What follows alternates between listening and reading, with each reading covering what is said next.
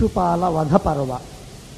ಇನ್ನು ಮೇಲೆ ತರಲೆ ಮಾಡತಕ್ಕಂತಹ ಶಿಶುಪಾಲನನ್ನು ಕತ್ತರಿಸಿ ಸಂಹರಿಸ್ತಾನೆ ಪರಮಾತ್ಮ.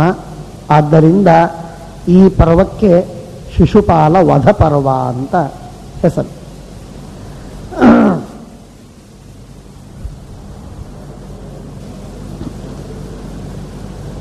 ಶಿಶುಪಾಲ ಕೃಷ್ಣನ ವಿರೋಧವನ್ನು ಮಾಡಿ ಕೃಷ್ಣನನ್ನು ಬಹುವಾಗಿ ನಿಂದೆ ಮಾಡಿದ.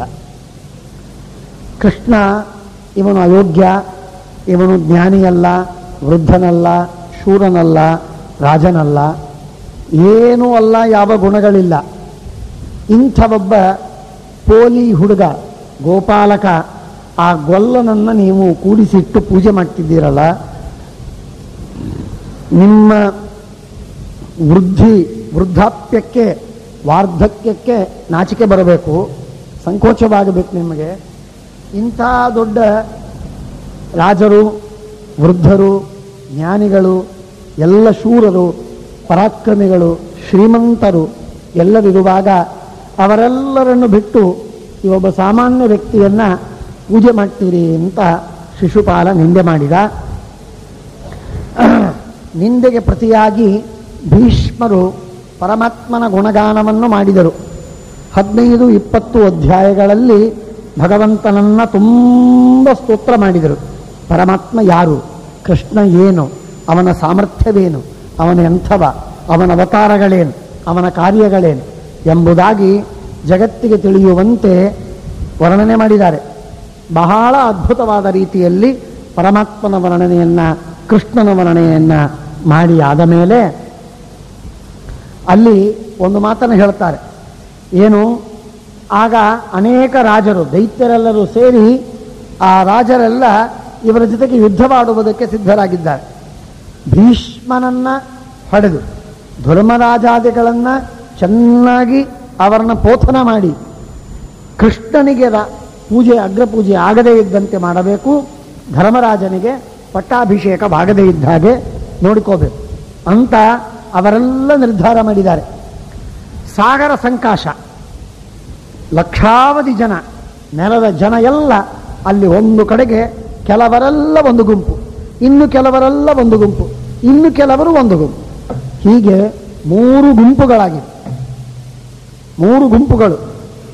ಒಂದು ಗುಂಪು ಇವನು ಕೃಷ್ಣನಿಗೆ ಅಗ್ರಪೂಜೆ ಆಗಬಾರದು, ಧರ್ಮರಾಜನಿಗೆ ಪಟ್ಟಾಭಿಷೇಕ ಆಗಬಾರದು ಅಂತ ಪ್ರಯತ್ನ ಮಾಡುವ ವಿರೋಧಿಯಾಗಿರುವಂತಹ ಪಕ್ಷದವರು ಕೆಲವರು, ಬಹಳ ದೊಡ್ಡ ಗುಂಪು.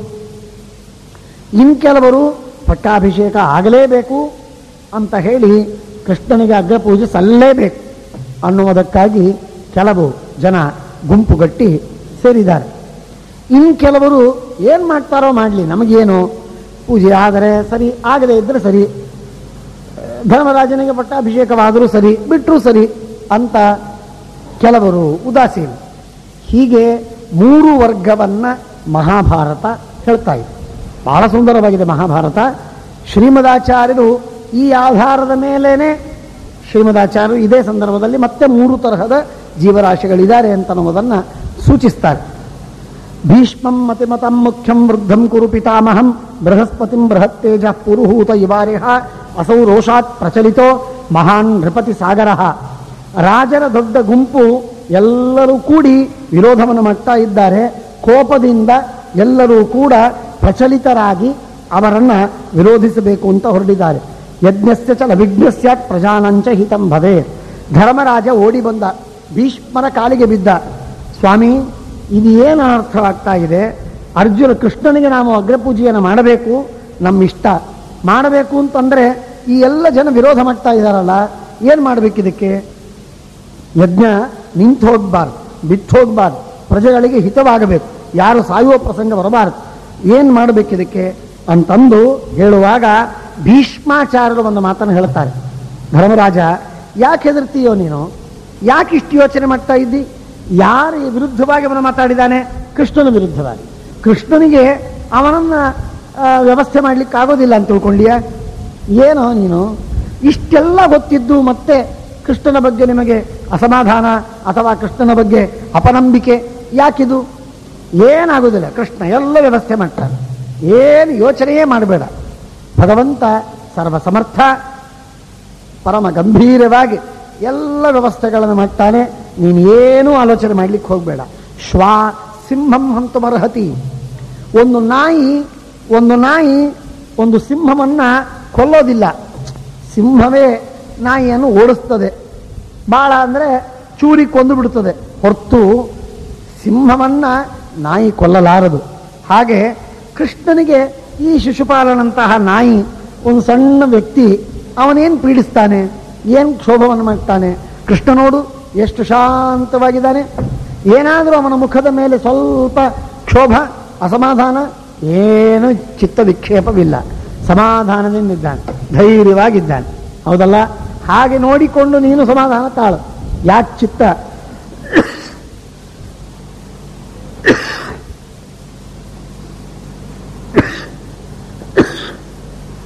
ಭಷೇಯು ಸಹಿತ. ಒಂದು ಸಿಂಹ ಸುಮ್ಮನೆ ಕೂತಿದೆ ಅಂತನ್ನುವುದಕ್ಕೆ, ಮಲಗಿದೆ ಅಂತನ್ನುವುದಕ್ಕಾಗಿ ಸುತ್ತಲೂ ನಾಯಿಗಳು ಬಂದು ಭಾಷಣ ಮಾಡ್ತವೆ, ಬೊಗಳ್ತವೆ. ನಾಯಿಗಳು ಬೊಗಳ್ತವೆ ಅಂತಂದ ಮಾತ್ರಕ್ಕೆ ನಾಯಿ ಎಲ್ಲಿ ಇಷ್ಟೆಲ್ಲ ನಾಯಿಗಳು ಬಂದು ಆ ಸಿಂಹವನ್ನು ತಿಂದ್ಬಿಡುತ್ತೋ ಅಂತ ಗಾಬರಿ ಆಗಬೇಕೆ? ಸಿಂಹವನ್ನು ಕೊಲ್ಲತ್ತೋ ಅಂತ ಅನ್ನಬೇಕೆ? ಹಾಗೆಲ್ಲ ಅನ್ನಬಾರದು. ಭಷೇಯು ಸಹಿತ ಸರ್ವೇ ತಥೇಮೇ ವಸುಧಾಧಿಪಾಹ. ಇವರೆಲ್ಲ ಜನ ನಾಯಿ ಹಾಗೆ. ಇದನ್ನ ಭೀಷ್ಮರು ಸ್ವತಃ ಹೇಳ್ತಾ ಇದ್ದಾರೆ. ಭೀಷ್ಮರು ಹೇಳ್ತಾ ಇದ್ದಾರೆ, ನಾಯಿಯ ಹೋಲಿಕೆಯನ್ನ ರಾಜಾಧಿರಾಜರಿಗೆಲ್ಲ ಶಿಶುಪಾಲನ ಮೊದಲು ಮಾಡಿಕೊಂಡು ಎಲ್ಲರಿಗೆ ನಾಯಿಯ ಹೋಲಿಕೆಯನ್ನು ಕೊಟ್ಟು ಹೇಳ್ತಾರೆ. ವೃಷ್ಟಿಸಿಂಹಸ್ಯ ಸುಪ್ತಸ್ಯ ತಥಾಪಿ ಪ್ರಮುಖೇ ಸ್ಥಿತಾಹ. ವೃಷ್ಟಿಸಿಂಹ, ಈ ದೊಡ್ಡನಾದಂತಹ ಶ್ರೇಷ್ಠನಾದ ಶ್ರೀಕೃಷ್ಣ ಪರಮಾತ್ಮ, ಆ ಕೃಷ್ಣ ಪರಮಾತ್ಮ ಇರುವಾಗ ಆ ಕೃಷ್ಣನಿಗೆ ಈ ಯಾವ ನಾಯಿಗಳು ಏನೂ ಮಾಡ್ಲಿಕ್ಕೆ ಸಾಧ್ಯವಿಲ್ಲ. ಭಷಂತೆ ತಾತ ಸಂಕ್ರುದ್ಧ ಶ್ವಾನ ಸಿಂಹಸ್ಯ ಸನ್ನಿಧೌ. ನಾಯಿಗಳು ಈ ತರಹ ಬೊಗಳುತ್ತವೆ, ಅದು ಅದರ ಸ್ವಭಾವ. ಏನದಕ್ಕೆ ಬಹಳ ಕೇರ್ ಮಾಡಬಾರದು.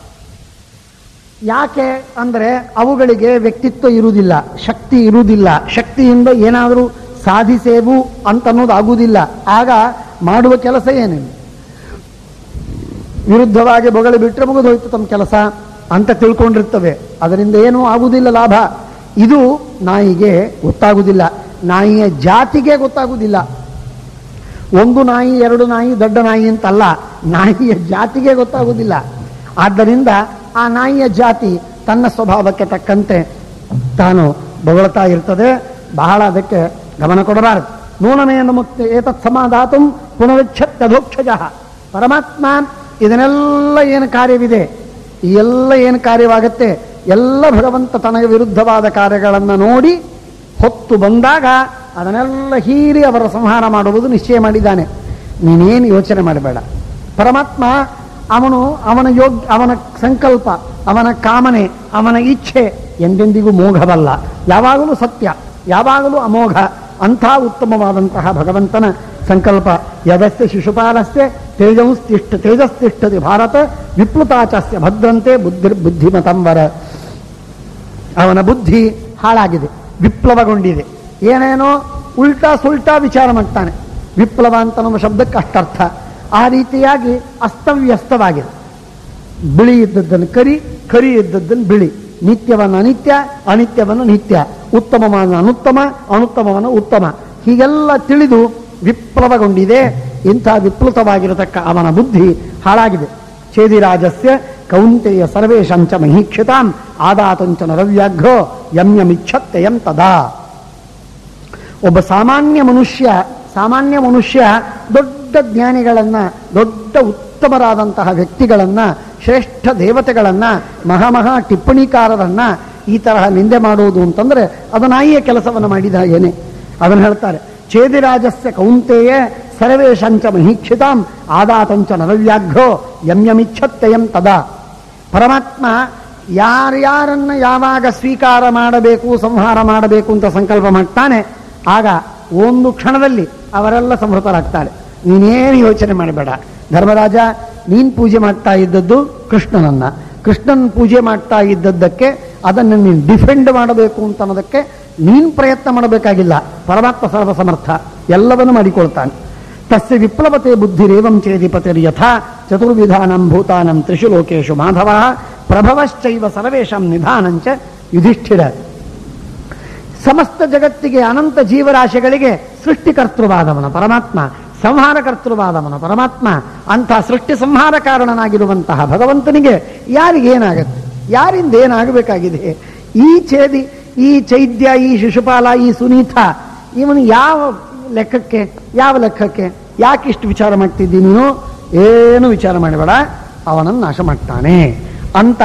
ಶಿಶುಪಾಲನ ಸಂಹಾರವಾಗತ್ತೆ, ಕೃಷ್ಣ ನಾಶ ಮಾಡ್ತಾನೆ, ನೀನ್ ಚಿಂತೆ ಮಾಡಬೇಡ ಅಂತ ಹೇಳಿದ್ರೆ ಧರ್ಮರಾಜನಿಗೆ ಸ್ವಲ್ಪ ಮನಸ್ಸಿಗೆ ಸಮಾಧಾನವಾಗೋ ಪರಿಸ್ಥಿತಿಯಲ್ಲಿತ್ತು. ಆದರೆ ಶಿಶುಪಾಲನಿಗೆ ಅದು ಸಹನವಾಗಲಿಲ್ಲ. ಶಿಶುಪಾಲನಿಗೆ ತನ್ನನ್ನು ನಾಯಿ ಅಂತಂದದ್ದು, ಇವನನ್ನು ಸಂಹಾರ ಮಾಡ್ತಾನೆ ಅಂತಂದದ್ದು, ಇದು ಶಿಶುಪಾಲನಿಗೆ ಸಹನೆ ಆಗಲಿಲ್ಲ. ಸೈರಿಸಿಕೊಳ್ಳಿಕ್ಕಾಗದೇ ಇದ್ದದ್ದಕ್ಕೆ ಶಿಶುಪಾಲ ಎದ್ದಿಂತು ಮಾತಾಡ್ತಾನೆ, ಗಟ್ಟಿಯಾಗಿ ಕಿರಿಚಿ ಕಿರಿಚಿ ಒದರುತ್ತಾನೆ. ವಿಭೀಷಿಕಾಭಿರ್ಬಹುಭಿ ಭೀಷಯನ್ ಭೀಷ್ಮ ಪಾರ್ಥಿವಾನ್.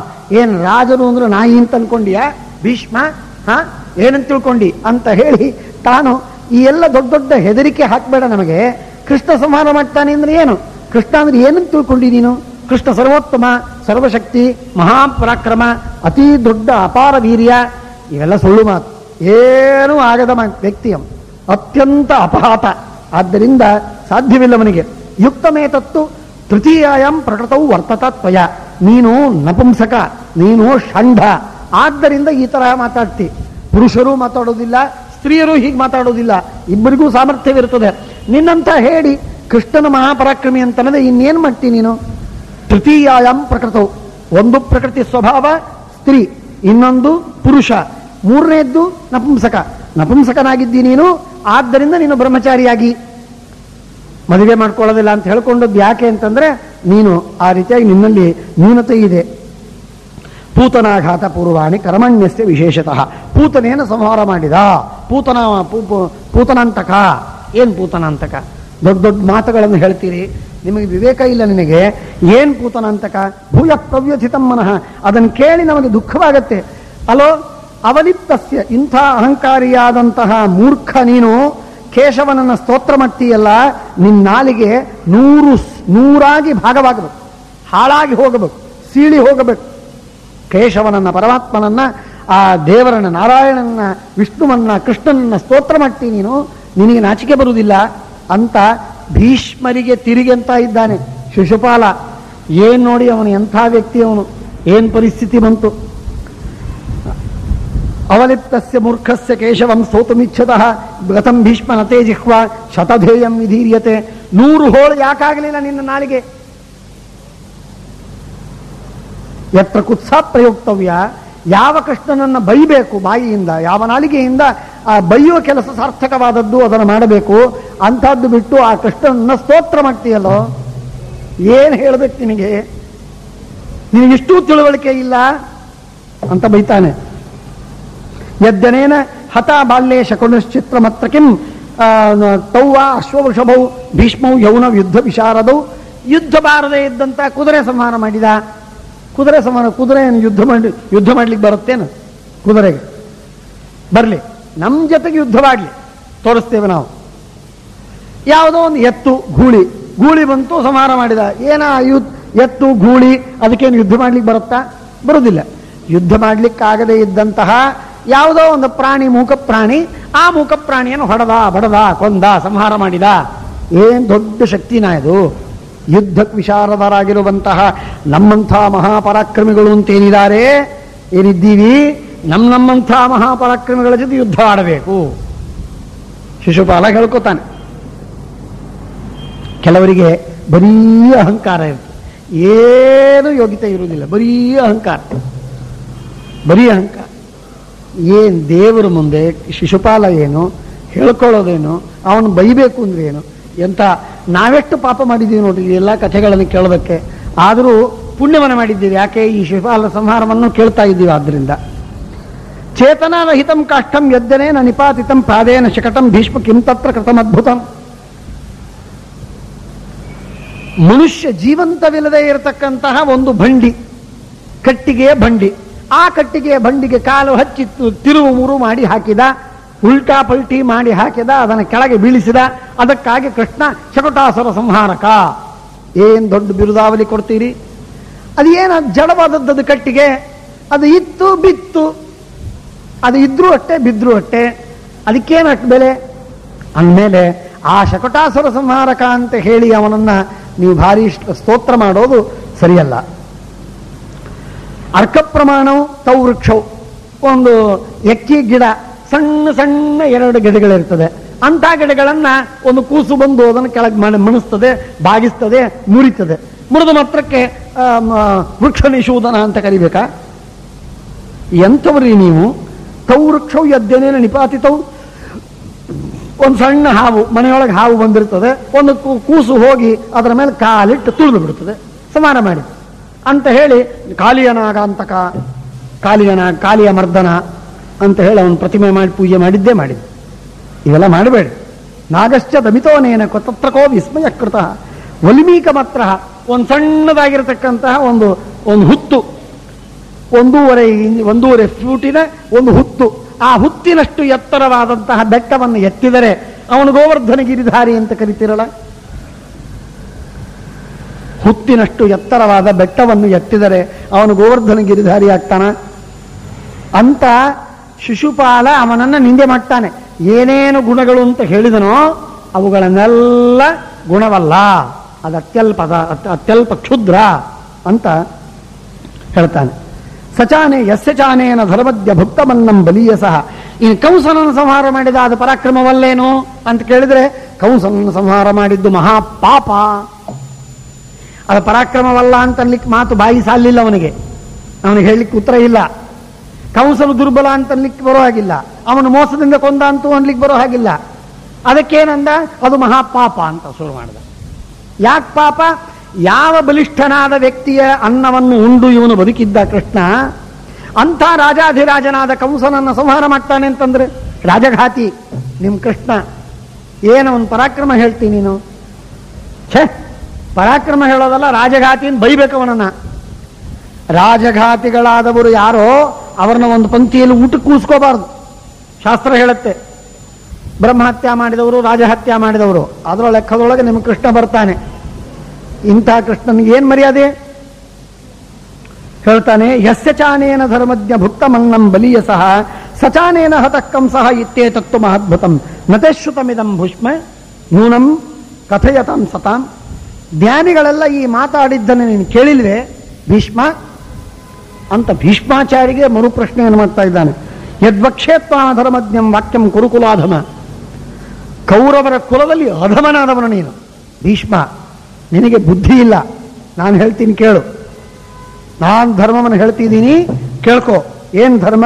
ಸ್ತ್ರೀಷು ಗೋಷು ನಶಸ್ತ್ರಾಣಿ ಪಾತಯೇದ್ ಬ್ರಾಹ್ಮಣೇಶು ಚ. ಸ್ತ್ರೀಯರ ಮೇಲೆ ಎಂದೆಂದಿಗೂ ಕೂಡ ಶಸ್ತ್ರಪಾತವನ್ನು ಮಾಡತಕ್ಕದ್ದಲ್ಲ.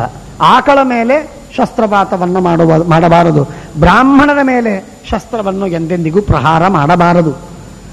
ಅಲ್ಲದೆ ಯಸ್ಯ ಚಾನ್ನಾನೆ ಭುಂಜೀತ ಯಸ್ಯ ಸ್ಯಾತ್ ಶರಣಂ ಗತಃ. ಯಾರ ಅನ್ನವನ್ನು ಉಣ್ತೇವೋ ಅವರ ಮೇಲೆ ಶಸ್ತ್ರಪ್ರಹಾರವನ್ನು ಮಾಡಬಾರದು. ಯಾರು ನಮಗೆ ಶರಣ ಕೊಟ್ಟಿದ್ದಾರೋ ಅವರ ಮೇಲೆ ಎಂದೆಂದಿಗೂ ಕೂಡ ಕೊಲೆ ಮಾಡಬಾರದು. ಅಂಥದ್ದು ನಿಮ್ಮ ಕೃಷ್ಣ ಶರಣ ಕೊಟ್ಟ ಆ ಕಂಸನಿಗೆ, ಅನ್ನ ಕೊಟ್ಟ ಕಂಸನನ್ನ ಸಂಹಾರ ಮಾಡಿದ. ಇದು ಧರ್ಮ ಅಂತ ಹೇಳ್ತೀರಿ ನೀವು? ಕಂಸಾರಿ ಕಂಸಾರಿ ಅಂತ ಸ್ತೋತ್ರ ಮಾಡ್ತೀರಿ, ಎಂಥ ಪಾಪದ ಕೆಲಸ ಅದು ಅಂತ ಶಿಶುಪಾಲ ಬೈದ. ಇದಕ್ಕಾಗಿ ಶ್ರೀಮದಾಚಾರ್ಯರು ಮೊದಲೇ ಉತ್ತರವನ್ನು ಹೇಳಿಬಿಟ್ರು. ಯಾವಾಗ ದೇವಕಿ ವಿವಾಹವಾಯಿತು, ಮಾಂಗಲಿಕ ರಥವನ್ನ ಕಂಸ ಹೊತ್ತುಕೊಂಡು ಹೊರಟಿದ್ದ, ಆ ಸಂದರ್ಭದಲ್ಲಿ ಆಕಾಶವಾಣಿಯಾಗತ್ತೆ, ಈ ದೇವಕಿಯಲ್ಲಿ 8ನೇ ಗರ್ಭ ಏನು ಹುಟ್ಟಾನೋ ಅವನೇ ನಿನಗೆ ಸಂಹಾರಕ ಅಂತ. ಆಗಿಂದ ಪ್ರಾರಂಭ ಮಾಡಿದ ವಸುದೇವ ದೇವಕಿಯರಿಗೆ ಪೀಡಿಸೋದು, ಕಾರಾಗೃಹದಲ್ಲಿ ಹಾಕುವುದು, ಅವರನ್ನು ಹೊಡೆಯುವುದು, ಭರ್ತ್ಸನ ಮಾಡುವುದು ಇತ್ಯಾದಿ ಮಾಡುವುದಕ್ಕೆ ಪ್ರಾರಂಭ ಮಾಡಿದ. 6 ಮಕ್ಕಳನ್ನು ಸಂಹಾರ ಮಾಡಿದ. ಇದೆಲ್ಲ ಮಾಡುವುದಕ್ಕೆ ಏನ್ ಕಾರಣವಾಯಿತು ಅನ್ನುವುದಕ್ಕೆ ಶ್ರೀಮದಾಚಾರ್ಯ ಒಂದು ಮಾತನ್ನು ಹೇಳ್ತಾರೆ. ಆ ಕಂಸ ತಾನು ಎಷ್ಟು ಸ್ವಾರ್ಥಿಯಾಗಿದ್ದ ಅಂತನ್ನುವುದನ್ನು ಇದರಿಂದ ನಮಗೆ ಕಾಣುತ್ತದೆ. ಜೊತೆಗೆ ಕಂಸ ಸೋದರ ಮಾಮ ರಾಜ. ಸೋದರ ಮಾಮ ರಾಜನಾಗಿರ್ತಕ್ಕಂತಹ ವ್ಯಕ್ತಿಯನ್ನ ಸಂಹಾರ ಮಾಡುವುದಕ್ಕೆ ಕೃಷ್ಣನಿಗೆ ಬರುವುದಿಲ್ಲ. ಕೃಷ್ಣನಿಗೆ ತಪ್ಪಾಗ್ತದೆ, ಕೃಷ್ಣನ ಪಾಪ ಅದು. ಪಾಪದ ಕೆಲಸವನ್ನು ಕೃಷ್ಣ ಮಾಡಿದ ಹೇಗೆ ಅನ್ನುವ ಪ್ರಶ್ನೆ ಬಂದದ್ದಕ್ಕೆ ಉತ್ತರವನ್ನು ಕೊಡುವುದಕ್ಕೆ ಎರಡು ಕೆಲಸವನ್ನ ಹೇಳ್ತಾರೆ. ಒಂದು ಮುಖ್ಯವಾದ ಕೆಲಸ, ಒಂದು ವಸುದೇವ ದೇವಕಿಯರು ತನಗೆ ಉತ್ತಮರಾಗಿರತಕ್ಕಂತಹ ತನ್ನ ತಂದೆ ತಾಯಿಗಳನ್ನ ನಿಷ್ಕಾರಣವಾಗಿ ಪೀಡಿಸಿ ಕಾರಾಗೃಹದಲ್ಲಿ ಹಾಕಿದ್ದಕ್ಕಾಗಿ, ಅವರನ್ನು ಸಂಹಾರ ಮಾಡುವುದಕ್ಕೂ ಸಿದ್ಧನಾದದ್ದಕ್ಕಾಗಿ ಕೃಷ್ಣನಿಗೆ ದಂಡ್ಯನಾದ. ಕಂಸನನ್ನು ಕೃಷ್ಣ ಸಂಹಾರ ಮಾಡಿದ್ದಕ್ಕೆ ಪಾಪ ಬರುವುದಿಲ್ಲ ಒಂದು. ಮುಂದಂತೂ ಬಾಲಹತ್ಯೆಗಳನ್ನು ಮಾಡಿದ, ನೂರಾರು ಸಾವಿರಾರು ಬಾಲರನ್ನ ಶಿಶುಗಳನ್ನು ಸಂಹಾರ ಮಾಡಿದ. ಆ ಕಾರಣದಿಂದಲೂ ಅವನು ವಧ್ಯನಾದ, ಸಂಹಾರಕ್ಕೆ ಯೋಗ್ಯನಾದ. ಇದರಲ್ಲಿ ವಿವಾದವಿಲ್ಲ ಎಂಬುದಾಗಿ ಹೇಳುವುದಕ್ಕೆ ಶ್ರೀಮದಾಚಾರ್ಯರು ಮೊದಲೇ ವ್ಯವಸ್ಥೆಯನ್ನು ಮಾಡಿಕೊಟ್ಟಿದ್ದಾರೆ. ಆದ್ದರಿಂದ ಈ ಎಲ್ಲ ತರಹದ ಶ್ರೀಮದಾಚಾರ್ಯರ ಅಧ್ಯಯನದ ಕ್ರಮವನ್ನು, ಆ ಸೂಕ್ಷ್ಮವಾದ ದೃಷ್ಟಿಯನ್ನ ನಾವು ಬಹಳ ವ್ಯಾಪಕವಾಗಿ ಹರಿಸಿ ನಾವು ನೋಡಬೇಕಾಗತ್ತೆ, ಅಧ್ಯಯನ ಮಾಡಬೇಕಾಗತ್ತೆ. ಮಹಾಭಾರತದ ಅಧ್ಯಯನ ಮಾಡುವುದು ಬಹಳ ಕಷ್ಟ, ತುಂಬ ಕಷ್ಟ. ನಾನು ಮೇಲಿಂದ ಮೇಲೆ ಹೇಳ್ತೇನೆ. ತತ್ರಾಪಿ ನಮ್ಮ ಆದಿಗುರುಗಳಾದ ಶ್ರೀಮದ್ ಆಚಾರ್ಯರು ಹೇಳಿಕೊಟ್ಟ ದಾರಿಯೊಳಗೆ ಅಧ್ಯಯನ ಮಾಡುವುದು ಬಹಳ ಫಲವತ್ತಾದದ್ದು, ಯಥಾರ್ಥವಾದ. ಮಹಾಭಾರತವನ್ನ ಕ್ರಮವಾಗಿ ಓದಿದ ಮಾತ್ರಕ್ಕೆ ಮಹಾಭಾರತ ಬರುವುದಿಲ್ಲ. ಸಂಪುಟೀಕಾರವಾಗಿ ಓದಬೇಕು. ಸಂಪುಟೀಕಾರ ಯಾವುದು? ಎಲ್ಲ ಪುರಾಣ ವೇದಗಳು, ಶ್ರೀಮದಾಚಾರ್ಯ ತಾತ್ಪರ್ಯ ನಿರ್ಣಯ, ಭಾಗವತ ತಾತ್ಪರ್ಯಾದಿಗಳು, ಅನುವ್ಯಾಖ್ಯಾನಾದಿಗಳು, ಎಲ್ಲ ಶಾಸ್ತ್ರವನ್ನು ಆಲೋಡನ ಮಾಡಿ ಮಾಡಿ ಮಾಡಿ ಮಾಡಿ ನಾವು ಅದನ್ನು ಬೆರೆಸಿ ಇಟ್ಟಾಗ ಆಗ ಮಹಾಭಾರತದ ಅಧ್ಯಯನ ಸ್ವಲ್ಪ ಮಟ್ಟಿಗೆ ಮಾಡಲಿಕ್ಕೆ ಸಾಧ್ಯವಾಗ್ತದೆ. ಪಿರಮಿಡ್ಡಿನ ಗುಟ್ಟು ರಟ್ಟಾಗಬಹುದು ಇವತ್ತಿಲ್ಲ ನಾಳೆ, ಆದರೆ ಮಹಾಭಾರತದ ಗುಟ್ಟು ಮಾತ್ರ ಶತಮಾನವಲ್ಲ, ಸಹಸ್ರಮಾನವಲ್ಲ, ಕೋಟಿ ಕೋಟಿ ವರ್ಷಗಳವರೆಗೆ ಅದರ ಗುಟ್ಟು ಹೊರಗೆ ಬರುವುದಿಲ್ಲ, ಬಯಲಾಗುವುದಿಲ್ಲ.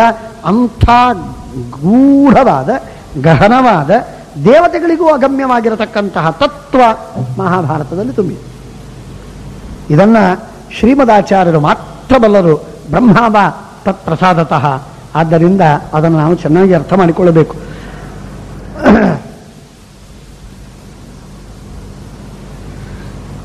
ಈ ಬ್ರಹ್ಮಾವ ತತ್ಪ್ರಸಾದತಃ ಅಂತನ್ನೋದರ ಬಗ್ಗೆ ಒಂದೆರಡು ಮಾತುಗಳನ್ನು ಮುಂದಿನ ವಾರ ನಾನೆರಡು ಮಾತುಗಳನ್ನು ಹೇಳ್ತೇನೆ. ಒಂದು ಲೇಖ ಬಂದಿದೆ ಮೊನ್ನೆ, ಬ್ರಹ್ಮಾವ ತತ್ಪ್ರಸಾದತಃ ಅಂತನ್ನುವ ವಿಷಯದಲ್ಲಿ ಬ್ರಹ್ಮದೇವರಿಗೂ ಕೂಡ ಮಹಾಭಾರತದ ಜ್ಞಾನ ಆಗಿದೆಯೋ ಇಲ್ಲವೋ ಅಂತನ್ನುವ ವಿಷಯದಲ್ಲಿ ಚರ್ಚೆಯನ್ನು ಮಾಡುವ ಒಂದು ಲೇಖ ಬಂದಿದೆ ಕೆಲವು ದಿನಗಳ ಹಿಂದೆ. ನನಗೆ ಅದು ಪೂರ್ಣವಾಗಿ ಓದಲಿಕ್ಕೆ ಸಿಗಲಿಲ್ಲ. ಅದು ಬಹಳ ಏನೋ ಸ್ವಲ್ಪ ಅಪಾಯಕಾರಿಯಾದ ಸ್ಟೇಟ್ಮೆಂಟ್ಗಳಿದ್ದ ಹಾಗೆ ತೋರ್ತದೆ. ಅದನ್ನು ನೋಡಿ ಅದರ ಮೇಲೆ ವಿಮರ್ಶೆಯನ್ನು ಮಾಡೋಣ ನಂತರದಲ್ಲಿ.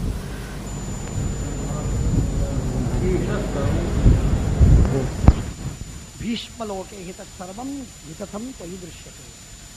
ಇದೆಲ್ಲ ಧರ್ಮ, ಈ ಎಲ್ಲ ಶಾಸ್ತ್ರ, ಈ ಎಲ್ಲ ತತ್ವಜ್ಞಾನ, ಇದು ಭೀಷ್ಮ ನಿನ್ನ ವಿಷಯದಲ್ಲಿ ಇವೆಲ್ಲ ಸುಳ್ಳು ಕಾಣುತ್ತೆ. ಇದು ಯಾವುದು ಪ್ರಮಾಣವಲ್ಲವೋ ಏನೋ. ಜ್ಞಾನವೃದ್ಧಂಚ ವೃದ್ಧಂಚ ಭೂಯಾಂಸಂ ಕೇಶವಂ ಮಮ ಅಜಾನತೈ ವಾಖ್ಯಾಸಿ ಸಂಸ್ತುವನ್ ಕೌರವಾಧಮ. ಜ್ಞಾನವೃದ್ಧನಾಗಿರತಕ್ಕಂತಹ, ಜ್ಞಾನವೃದ್ಧ ಅಂತ ಹೇಳ್ತಿ ಕೇಶವನನ್ನ, ವೃದ್ಧ ಅಂತ ಹೇಳ್ತಿ, ಮಹಾಜ್ಞಾನಿ ಅಂತಂತಿ, ಪರಾಕ್ರಮಿ ಅಂತಂತಿ, ಏನೇನೋ ಸ್ತೋತ್ರ ಮಾಡ್ತಿ. ಈ ಎಲ್ಲ ಸ್ತೋತ್ರಗಳು ಸರಿಯಲ್ಲ, ತಪ್ಪದು. ನೂನಂ ಪ್ರಕೃತಿ ರೇಷಾತೆ ಜಗನ್ಯಾನಾತ್ರ ಸಂಶಯ. ನಿನ್ನ ಸ್ವಭಾವವೇ ಹೀಗೆ ಕಾಣುತ್ತೆ ಭೀಷ್ಮ, ನಿಂಗೆ ತಿಳುವಳಿಕೆ ಇಲ್ಲ. ಭೀಷ್ಮನ ಬೆನ್ನತ್ತಿ ಬಿಟ್ಟಿದ್ದಾನೆ ಶಿಶುಪಾಲ. ಕೃಷ್ಣನನ್ನು ಬೈಯೋದು ಒಂದು ಕಡೆಗೆ, ಭೀಷ್ಮರನ್ನು ತಗೊಳ್ಳೋದು ಇನ್ನೊಂದು ಕಡೆಗೆ. ಈ ಎರಡು ಕೆಲಸವನ್ನು ಮಾಡ್ತಾ ಇದ್ದಾನೆ. ಹೇಳ್ತಾನೆ, ನದೀ ಸುತತ್ವತ್ತೇ ಚಿತ್ತಂ ಚಂಚಲಂ ನಸ್ಥಿರಂ ಸ್ಮೃತಂ. ನದಿಯ ಕೂಸು ನೀನು, ನದಿಯ ಮಗ ನೀನು. ಹಾಗಾಗಿ ನದಿಯ ನೀರು ಎಂದಾದರೂ ನಿಲ್ಲತ್ತ? ಕೆರೆಯ ಸರೋವರದ ನೀರು ಒಂದು ಕಡೆಗೆ ನಿಂತಂತೆ ಗಟ್ಟಿಯಾಗಿ ನಿಲ್ಬೋದು, ಆದರೆ ನದಿಯ ನೀರು ನಿಲ್ಲುವುದಿಲ್ಲ, ಅದು ಹರಿಯೋದೆ, ಅದು ನದಿಯ ಸ್ವಭಾವ. ಹಾಗಾಗಿ ನದಿಯ ಸ್ವಭಾವದಂತೆ ನಿನ್ನ ಮನಸ್ಸು ಕೂಡ ಚಂಚಲವಾಗಿದೆ. ಚಂಚಲವಾದದ್ದರಿಂದ ನದೀಪುತ್ರ ನೀನು, ನಾದೇಯ. ಹಾಗಾಗಿ ಅನ್ಯಕಾಮಾಹಿ ಧರ್ಮಜ್ಞ ಕನ್ಯಕ ಪ್ರಜ್ಞಮಾನಿನ ಅಂಬಾ ನಾಮೇತಿ ಭದ್ರಂತೆ ಕಥಂ ಸಾ ಪರತಾತ್ಮಯ. ಯಾರನ್ನೋ ಬಯಸಿ, ಯಾರ ಮೇಲೋ ಮೋಹ ಬಿಟ್ಟು, ಯಾರನ್ನೋ ಪ್ರೀತಿಸುವಂತಹ ಆ ಅಂಬೆಯನ್ನು ಕರ್ಕೊಂಡು ಬಂದು ಮದುವೆ ಆಗಬೇಕು ಅಂತ ನಿನ್ನ ತಮ್ಮನ ಜೊತೆಗೆ ಮದುವೆ ಮಾಡಬೇಕು ಅಂತ ಪ್ರಯತ್ನ ಮಾಡಿದೆ, ಆಗಲಿಲ್ಲ, ಬಿಟ್ಟು ಹೋದ್ಲು. ಎಂಥ ಘೋರವಾದ ಅಪಾಯಕ್ಕೆ ಒಳಗಾಯಿದ್ದೀನಿ. ಯುದ್ಧವೋ ಯುದ್ಧ, ಅಖಂಡ ಸಮಸ್ಯೆ, ಚಿಂತೆ, ಅದರಲ್ಲಿ ಆಕ್ರಾಂತನಾದೆ. ಇದೆಲ್ಲ ನಿನಗಾಯಿತು, ಇಷ್ಟು ನಿನಗೆ ತಿಳುವಳಿಕೆ ಇಲ್ಲ. ಹೀಗೆ ನೀನಿದ್ದಿ. ಆದ್ದರಿಂದ ಕೋಯಿ ಧರ್ಮೋಸ್ಥಿತೆ ಭೀಷ್ಮ ಬ್ರಹ್ಮಚರ್ಯ ಮಿದಮೃತ. ಇದೇನು ನಿನ್ನ ಬ್ರಹ್ಮಚರ್ಯ? ಸುಮ್ಮನೆ ನಿಮ್ಮಪ್ಪನ ಹೆಸರಲ್ಲಿ ಏನೋ ನಾನು ಬ್ರಹ್ಮಚರ್ಯ, ನಾನು ಮದುವೆ ಆಗುವುದಿಲ್ಲ, ಹಾಗೆ ಹೀಗೆ ಅಂತಂತ ಇದ್ದೀಯಲ್ಲ, ಇದು ಪ್ರಾಯ ಯದ್ಧಾರಯಸಿ ಮೋಹದ್ವಾ, ಬುದ್ಧಿ ಇಲ್ಲ ಅಂತ ಅನ್ನೋದಕ್ಕಾಗಿ ಹೀಗೆ ಮಾಡ್ತಾ ಇದ್ದೀಯೋ, ಕ್ಲೀಬತ್ವಾದ್ವಾ, ನೀನು ನಪುಂಸಕನಾಗಿದ್ದಿ ಅಂತ ಅನ್ನೋದಕ್ಕಾಗಿ ಮದುವೆ ಮಾಡ್ಕೊಳ್ಳಿಕ್ಕೆ ಸಂಕೋಚ ಪಡ್ಕೊಂಡಿದೀಯಾ, ಅದಕ್ಕಾಗಿ ಈ ನಾಟಕವೋ? ಇಷ್ಟಂ ದತ್ತಂ ಮಧೀತಂಚ ಯಜ್ಞಶ್ಚ ಬಹುದಕ್ಷಿಣಾ. ಏನು ಯಜ್ಞವನ್ನು ಮಾಡಿದ್ದು, ದಾನ ಕೊಟ್ಟದ್ದು, ಅಧ್ಯಯನ ಮಾಡಿದ್ದು, ಬೇರೆ ಬೇರೆ ವಿಧವಾದ ದಕ್ಷಿಣೆಗಳು, ಇವೆಲ್ಲವೂ ಕೂಡ ಸಂತಾನವಿದ್ದರೆ ಏನು ಪುಣ್ಯ ಬರಬೇಕೋ ಅದರ ಕಲನ್ನರ್ಹಂತಿ ಷೋಡಶಿ, ಬಹಳ ಅಲ್ಪ. ಆದ್ದರಿಂದ ಮಕ್ಕಳಿಲ್ಲದಂತಹ ನಿನಗೆ ಏನ್ ಪುಣ್ಯವಿಲ್ಲ. ನಡಿ, ವ್ರತೋಪವಾಸ ಇರಬಹುಭಿ ಕೃತಂ ಭವತಿ ಭೀಷ್ಮಯತ್ ಸರ್ವಂ ತದನಪತ್ತಸ್ಯ ಮೋಘಂ ಭವತಿ ನಿಶ್ಚಯಾತ್. ಹೌಹಾರಿ ವಿಚಾರ ಮಾಡದೇನೆ ಭೀಷ್ಮರನ್ನ ಬೈತಾ ಇದ್ದಾನೆ. ಹಿಂದೆ ಮುಂದೆ ನೋಡದೆ ಬೈತಾ ಇದ್ದಾನೆ. ಹಿಂದೆ ಒಂದ್ಸಲ ಒಂದು ಹಂಸ ಅಂತ ಒಂದು ಪಕ್ಷಿ ಇತ್ತು, ಕತೆ ಕೇಳಿದ್ದೇನೆ ನಾನು. ಆ ಹಂಸ ಅಂತ ಅನ್ನೋ ಪಕ್ಷಿ, ಆ ಹಂಸ ಪಕ್ಷಿ ಎಲ್ಲರಿಗೆ ಧರ್ಮವನ್ನು ಉಪದೇಶ ಮಾಡ್ತಾ ಇತ್ತು. ಎಲ್ಲರಿಗೆ ಧರ್ಮವನ್ನು ಉಪದೇಶ ಮಾಡಿ ಹೀಗೆ ಮಾಡಬೇಕು, ಹಾಗೆ ಮಾಡಬೇಕು, ಇದು ಒಳ್ಳೆಯದು, ಹಾಗೆ ಒಳ್ಳೆಯದು ಅಂತ ಹೇಳಿ ಎಲ್ಲರಿಗೆ ಹಿಂಸೆಯನ್ನು ಮಾಡಬಾರದು, ಅಹಿಂಸೆಯನ್ನು ಮಾಡಬೇಕು, ಅದರಿಂದ ಬಹಳ ಒಳ್ಳೆಯದಾಗತ್ತೆ ಅಂತ ಹೇಳಿ ಹಂಸ ಪಕ್ಷಿ ಹೇಳ್ತಿತ್ತು. ಹಂಸ ಪಕ್ಷಿ ಹೇಳ್ತಾ ಇದೆ ಅಂತ ಹೇಳಿ, ಹಾಗಾದ್ರೆ ಹಂಸ ಪಕ್ಷಿ ಇಂಥ ದೊಡ್ಡದು, ಇಷ್ಟು ಬೆಳ್ಳಗಿದೆ, ಇಷ್ಟು ಉತ್ತಮವಾದದ್ದು, ಆದ್ದರಿಂದ ಅದು ಹೇಳುವಂತಹ ಮಾತು ನಿಜವಾಗಿ ಧರ್ಮ, ಇಷ್ಟು ಧರ್ಮದ ಉಪದೇಶವನ್ನು ಮಾಡುತ್ತೆ ಅಂತಂದ್ರೆ ಅದು ಧರ್ಮವನ್ನು ಅನುಷ್ಠಾನ ಮಾಡೇ ಮಾಡ್ತದೆ ಅಂತ ತಿಳಿದು ಕಾಗೆಗಳೆಲ್ಲ ತಮ್ಮ ಅಂಡಗಳನ್ನು, ತತ್ತಿಗಳನ್ನ ಹಂಸದ ಕೇರಿನಲ್ಲಿ ಇಟ್ಟಿದ್ರು. ಆ ಹಂಸದ ಗೂಡಿನಲ್ಲಿ ಇಟ್ಟು ನೀನು ಇದನ್ನು ನೋಡಿಕೋ ಅಂತ ಹೇಳಿ ರಕ್ಷಣೆ ಮಾಡ್ತಾರೆ. ಆ ಹಂಸ ತಮ್ಮ ಗುರು ಅಂತ ತಿಳಿದು ಆ ಹಿರಿಯನಾದ ಹಂಸನಿಗೆ ಹೊಟ್ಟೆಗೆ ಹಾಕುವುದಕ್ಕೆ ತಾವು ಹೋಗಿ ಸಮುದ್ರದಲ್ಲಿರುವಂತಹ ಮೀನುಗಳನ್ನು ತಂದು ತಂದು ತಂದು ತಂದು ಕೊಡಬೇಕು. ಆ ಹಂಸ ಎಲ್ಲ ಕೂತಲ್ಲೇ ಎಲ್ಲ ತಿನ್ನಬೇಕು ಮೀನುಗಳನ್ನು. ಹೀಗೆ ಎಷ್ಟೋ ದಿನ ನಡೀತು. ಆ ಹಂಸದ ಪಕ್ಷಿಯ ಮೇಲೆ ಇವರಿಗೆಲ್ಲ ವಿಶ್ವಾಸ ಬಂದದ್ದಕ್ಕೆ ತತ್ತಿಗಳನ್ನು ಅಲ್ಲಿಟ್ಟು ಹೋಗಬೇಕು. ಆ ತತ್ತಿಗಳನ್ನು ಕೂಡ ಹಂಸ ಪಕ್ಷಿ ತಿನ್ನಲಿಕ್ಕೆ ಶುರುವಾಯಿತು. ಒಂದು ದಿನ ತಿಂತು, 2 ದಿನ ತಿಂತು, 4 ದಿವಸ ಆಯಿತು, ಇಟ್ಟದ್ದೆಲ್ಲ ಹೋಗ್ಲಿಕ್ಕೆ ಶುರುವಾಯಿತು. ಏನೋ ಅಲ್ಲಿ ಇಲ್ಲಿ ಬಿದ್ದು ಹೋಗಿರ್ಬೇಕು, ಯಾವುದೋ ಪ್ರಾಣಿಗಳು ಬಂದಿರಬೇಕು, ಹಂಸ ಅಲ್ಲಿ ಇಲ್ಲಿ ಹೋದಾಗ ಇನ್ನೊಂದೇನೋ ಬಂದು ತಿಂದಿರಬೇಕು, ಹೀಗೆ ಅನ್ಕೊಂಡು ಸಮಾಧಾನವನ್ನು ತಾಳಿದವು ಕಾಗಿ. ಆದರೆ ಅದರೊಳಗೆ ಒಂದು ಪಕ್ಷಿ ಇತ್ತು, ಮತ್ತೊಂದು. ಆ ಪಕ್ಷಿ ಸ್ವಲ್ಪ ಬುದ್ಧಿವಂತ ಪಕ್ಷಿ. ಆ ಬುದ್ಧಿವಂತ ಪಕ್ಷಿ ಅದು ನೋಡ್ತಾ ಇತ್ತು, ದಾರಿ ನೋಡ್ತಾ ಇತ್ತು, ಏನಾಗತ್ತೆ ಇದು ಅಂತ ನೋಡ್ತಾ ಇರುವಾಗ ಆ ಪಕ್ಷಿ ಕಾಗೆಗಳಿಗೆಲ್ಲ ಹೇಳಿತು, ನೀವು ತತ್ತಿಗಳನ್ನು ಇಟ್ಟು ಹೋಗ್ತೀರಿ, ಆ ಹಂಸ ಪಕ್ಷಿ ಜವಾಬ್ದಾರಿಯಲ್ಲಿ ಇಡ್ತೀರಿ, ಹಂಸ ಪಕ್ಷಿ ರಕ್ಷಣೆಯಂತೂ ಮಾಡುವುದಿಲ್ಲ, ಅಲ್ಲದೆ ಅದು ಸತ್ತೋಗ್ತಾ ಇದೆ, ಎಲ್ಲ ನಾಶವಾಗ್ತಾ ಇದೆ, ಪ್ರಾಯಶಃ ಹಂಸನೇ ತಿಂತಿರಬೇಕು, ನೋಡ್ಕೊಳ್ಳೋಣ ಇರಬಹುದು ಅಂತ ಅವ್ರು ಅಂದ್ರು ಅಷ್ಟೇ. ಮತ್ತೆ ಹೋಗ್ಬಿಟ್ಟು ಹಂಸಗಳಿಗೆ ಆಹಾರವನ್ನು ತಂದು ಕೊಡೋದಕ್ಕಾಗಿ ಈ ಕಡೆಗೆ ಈ ಪಕ್ಷಿ, ಇನ್ನೊಂದು ಬುದ್ಧಿವಂತ ಪಕ್ಷಿ ದೂರದಲ್ಲಿ ಕೂತ್ಕೊಂಡು ನೋಡ್ತಾ ಇತ್ತು ಏನು ಮಾಡ್ತದೆ ಹಂಸ ಪಕ್ಷಿ ಅಂತ. ಎಲ್ಲ ಕಾಗೆಗಳು ಹೋದಾಗ ಆ ತತ್ತಿಗಳನ್ನ ತಾನೇ ಹೆಕ್ಕಿ ತಿಂದು ಬಿಡ್ತಿತ್ತು. ಇದನ್ನು ನೋಡಿ ಆ ಎಲ್ಲ ಕಾಗೆಗಳನ್ನು ಕರೆದು ಮೀಟಿಂಗ್ ಮಾಡಿ ಅವರಿಗೆಲ್ಲ ಹೇಳಿ, ಈ ತರಹ ಮಾಡ್ತದೆ ಹಂಸ, ಆದ್ದರಿಂದ ಹಂಸವನ್ನು ಚೆನ್ನಾಗಿ ಹೊಡಿಬೇಕು ಅಂತ ಹೇಳಿ ಎಲ್ಲ ಕಾಗೆಗಳು ಕುಕ್ಕಿ ಕುಕ್ಕಿ ಕುಕ್ಕಿ ಹಂಸವನ್ನು ಕೊಂದಾಕ್ತು. ಹಾಗೆ ನಿನ್ನ ಅವಸ್ಥೆ ಆಗತ್ತೆ ಭೀಷ್ಮ. ನೀನೇನೋ ಧರ್ಮ ಹೇಳ್ತಿ ಅಂತ ಕಾಣ್ತಿ, ಆದರೆ ನಿನ್ನಂಥ ಠಕ್ಕ, ನಿನ್ನಂಥ ಮೋಸಗಾರ, ಈ ಕೃಷ್ಣನನ್ನ ದೇವರು ಅಂತ ಹೇಳಿ, ಸರ್ವೋತ್ತಮ ಅಂತ ಹೇಳಿ ನೀನೆಲ್ಲರಿಗೆ ವಂಚನೆ ಮಾಡ್ತಾ ಇದ್ದಿ. ಆದ್ದರಿಂದ ಇದರಿಂದ ನಿನಗೆ ಅನರ್ಥವಾಗತ್ತೆ, ಬಹಳ ದೊಡ್ಡ ದುಃಖವನ್ನು ನೀನು ಅನುಭವಿಸ್ತಿ ಮುಂದೆ ಅಂತ ಹೇಳಿ ಅವನು ಹೇಳ್ತಾ ಇದೆ. ಶಿಶುಪಾಲ ಈ ಕಥೆಯನ್ನು ಹೇಳಿ ಮತ್ತೆ ಭೀಷ್ಮನಿಗೆ ಹೆದರಿಸಿದ. ಸಹಿಮೆ ಬಹುಮತೋ ರಾಜ ಜರಾಸಂಧೋ ಮಹಾಬಲ ನೇಷ ದಾಸೋಯಂ ಇದು ಸಂಯುಗೆ. ನಮ್ಮ ಗುರು, ನಮ್ಮಪ್ಪನಂತೆ ಇದ್ದವನು,